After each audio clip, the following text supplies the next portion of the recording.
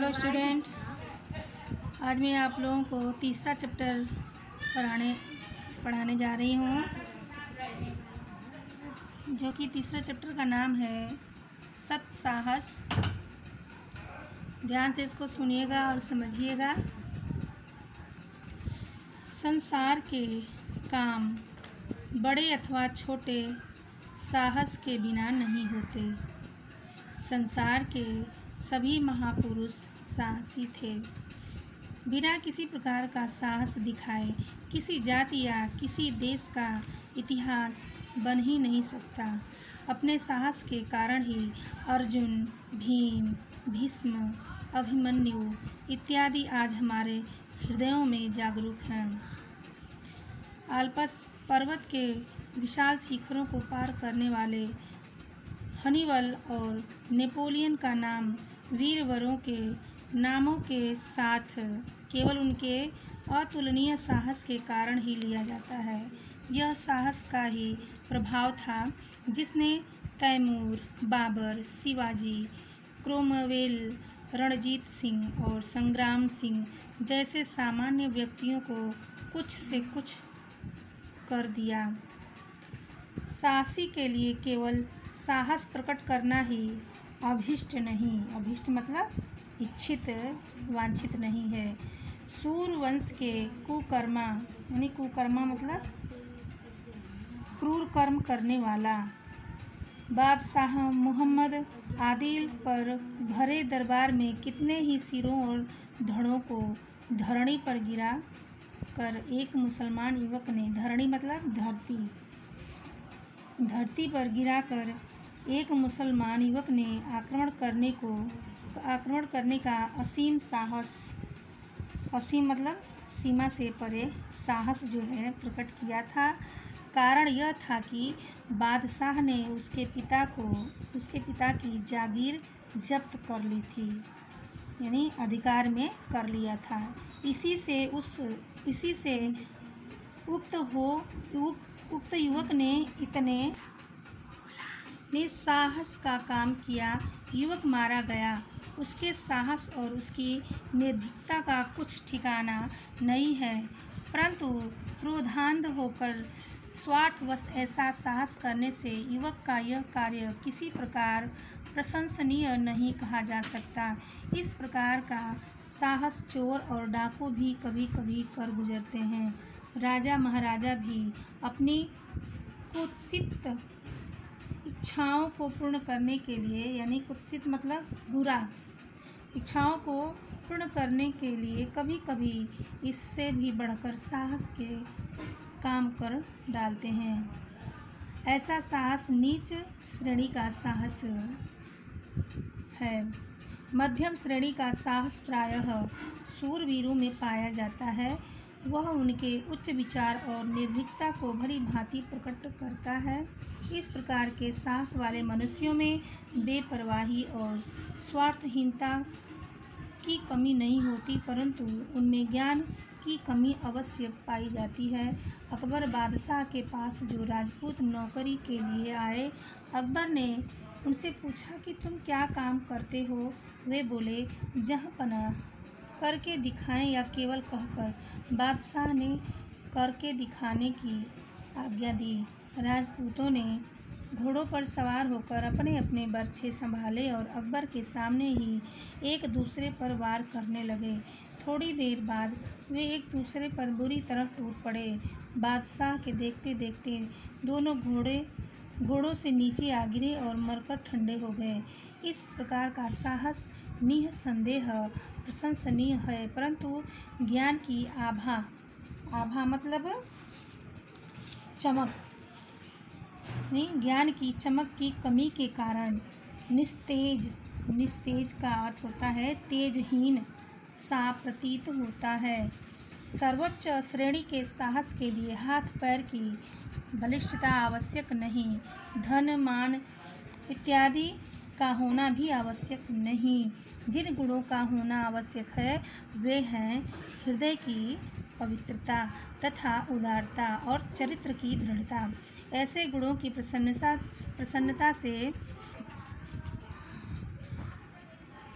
उत्पन्न हुआ साहस तब तक पूर्णतया प्रशंसनीय नहीं कहा जा सकता जब तक उसमें एक और गुण सम्मिलित न हो। इस गुण का नाम है कर्तव्य परायणता।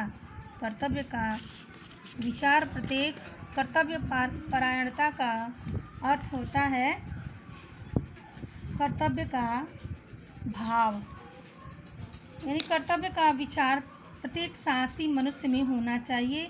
इस विचार से शून्य होने पर कोई भी मनुष्य फिर चाहे उसके और विचार कैसे ही उन्नत क्यों न हो, उन्नत मतलब ऊंचे क्यों न हो, मानव जाति की कुछ भी भलाई नहीं कर सकता।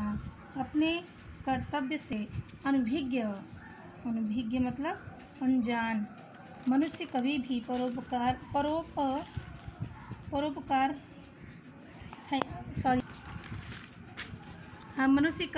परोपकार परायण या समाज हित चिंतक नहीं कहा जा सकता।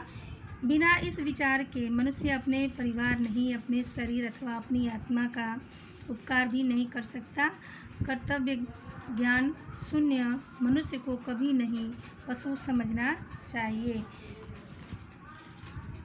उच्च कोटि के साहस के लिए कर्तव्य परायण बनना परमावश्यक है। कर्तव्य परायण व्यक्ति के हृदय में यह बात अवश्य होनी चाहिए कि जो कुछ मैंने किया वह केवल अपना कर्तव्य किया। मारवाड़ के मौरूदा गांव का जमींदार बुद्धन सिंह किसी झगड़े के कारण स्वदेश छोड़कर जयपुर चला गया और वहीं बस गया। थोड़े ही दिनों बाद मराठों ने मारवाड़ पर आक्रमण किया। यद्यपि बुद्धन मारवाड़ को बिल्कुल ही छोड़ चुका था, तथापि शत्रुओं के आक्रमण का समाचार पाकर और मातृभूमि को संकट में पड़ा हुआ जानकर उसका रक्त उबल पड़ा। स्वदेश भक्ति ने उसे बता दिया, यह समय ऐसा नहीं है कि तू अपने घरेलू झगड़ों को याद करे, उठ और अपना कर्तव्य पालन कर। इस विचार ने उसे इतना मतवाला कर दिया कि वह अपने 150 साथियों को लेकर बिना किसी से पूछे जयपुर से तुरंत चल पड़ा। देश भर में मराठे फैले हुए थे, उनके बीच में होकर निकल जाना कठिन काम था, परंतु बुद्धन के साहस के सामने उस कठिनता को मस्तक झुकाना पड़ा। एक दिन अपने मुट्ठी भर साथियों को लिए वह मराठों के बीच से होकर निकल ही गया। इस तरह निकल जाने से उसके बहुत से साथी रण क्षेत्र रूपी अग्निकुंड में, रण क्षेत्र मतलब युद्ध भूमि में, रणभूमि में रूपी अग्निकुंड में आहूत हो गए का मतलब जान दे दिए। जीवित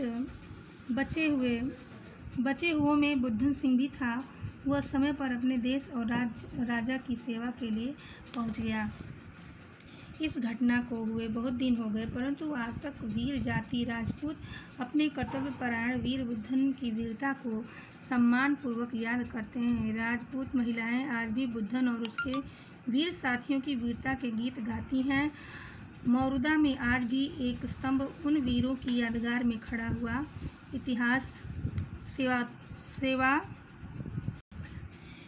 इतिहासवेत्ताओं के हृदय को उत्साहित करता है। इन गुणों के अतिरिक्त सत्साहसी के लिए स्वार्थ त्याग भी परमावश्यक है। इस संसार में हजारों ऐसे काम हुए हैं जिन्हें लोग बड़े उत्साह से करते हैं और सुनते हैं। उन कामों को वे बहुत अच्छा समझते हैं और उनके करने वालों को सराहते हैं, परंतु उन कामों में थोड़े से ही ऐसे हैं जो स्वार्थ से खाली हों, समय पड़ने पर अपनी जान पर खेल जाने अथवा असामान्य साहस प्रकट करने में सदा आत्मोत्सर्ग नहीं होता, क्योंकि बहुधा ऐसा काम करने वाले यश के लोभ से, अपने नाम को कलंकित होने से बचाने के इरादे अथवा लूट मार के द्वारा धनोपार्जन करने की इच्छा से ऐसे मदांध हो जाया करते हैं। मदांध मतलब मद से अंधा हो जाते हैं कि वे अपने मतलब के लिए कठिन काम करने में संकोच नहीं करते।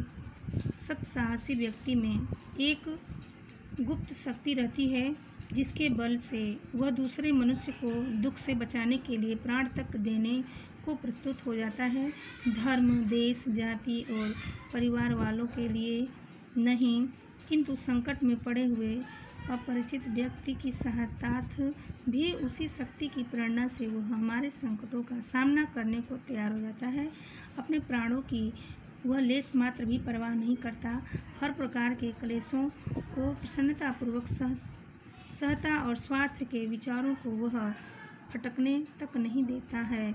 सत्साहस के लिए अवसर की राह देखने की आवश्यकता नहीं है, क्योंकि सत्साहस दिखाने का अवसर प्रत्येक मनुष्य के जीवन में पल पल में आया करता है। देश, काल और कर्तव्य का विचार करना चाहिए और स्वार्थ रहित होकर साहस न छोड़ते हुए कर्तव्यपरायण बनने का प्रयत्न करना चाहिए।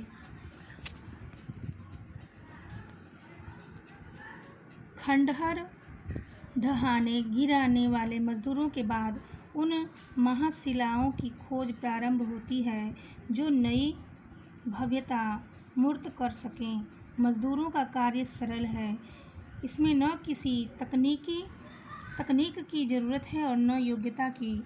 बनाने वालों के बारे में यह बात नहीं है। उनकी कुशल कारीगरी जांचे परखे बगैर निर्माण परिसर में घुसने तक की अनुमति नहीं मिलती।